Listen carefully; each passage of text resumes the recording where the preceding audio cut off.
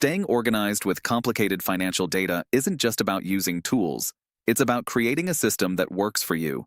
If you've ever felt overwhelmed by your numbers or lost in spreadsheets, you're not alone. I've been there too, but I've developed a method that keeps me on top of everything, and I'm going to share exactly how I do it. The first thing you need to understand is that simplicity is key. We're all guilty of trying to overcomplicate things, especially when it comes to financial data. The more you pile on, the harder it gets to stay organized. I learned this the hard way in my own career when I was managing financial portfolios for clients. The key was realizing that less is more. So I started breaking down complex data into digestible chunks. A mistake I see a lot of people make is using too many different platforms or tools at once.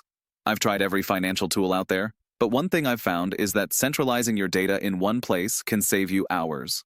I personally rely on a few key apps to keep everything in check. And trust me, they're not the same tools you'll find in every sponsored video. These tools actually work.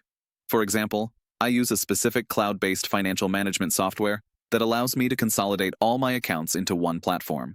This gives me a real-time overview of my entire financial picture, without having to jump from one app to another. This was a game changer when I was managing multiple investment accounts. It's all about finding tools that integrate well and let you focus on what matters. Another mistake I used to make was trying to remember everything in my head. As I took on more clients, it became impossible to keep track of all the details. I started keeping a financial journal, a place where I could jot down key takeaways from my analysis sessions. This might seem basic, but it helps more than you'd think. Writing things down makes it easier to track patterns, identify trends, and remember critical pieces of information when you need them most.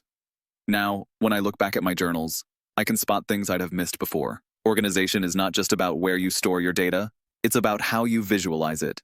This is a secret I only figured out after years of trial and error. I use specific charting and graphing techniques to visually represent my data, which helps me spot trends at a glance. Numbers can be overwhelming, but visualizing them in a simple, clear chart or graph makes them digestible.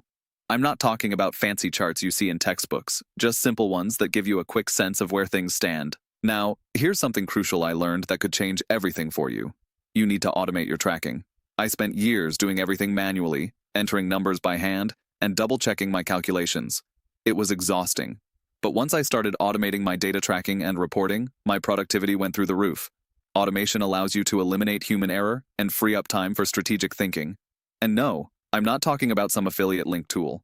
This is a solution that actually works, one that doesn't rely on getting a cut from your sales. By organizing my financial data this way, I've been able to focus on what really matters, making smarter decisions with my money and advising others with confidence.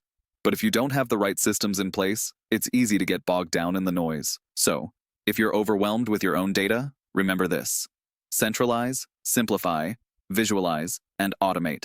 By doing so, you'll be able to see the big picture while managing the details effortlessly. If you've gotten value from this, hit subscribe and show your support for content that doesn't have hidden incentives like affiliate commissions. I'm not here to sell you anything. I just want to help you master your financial data.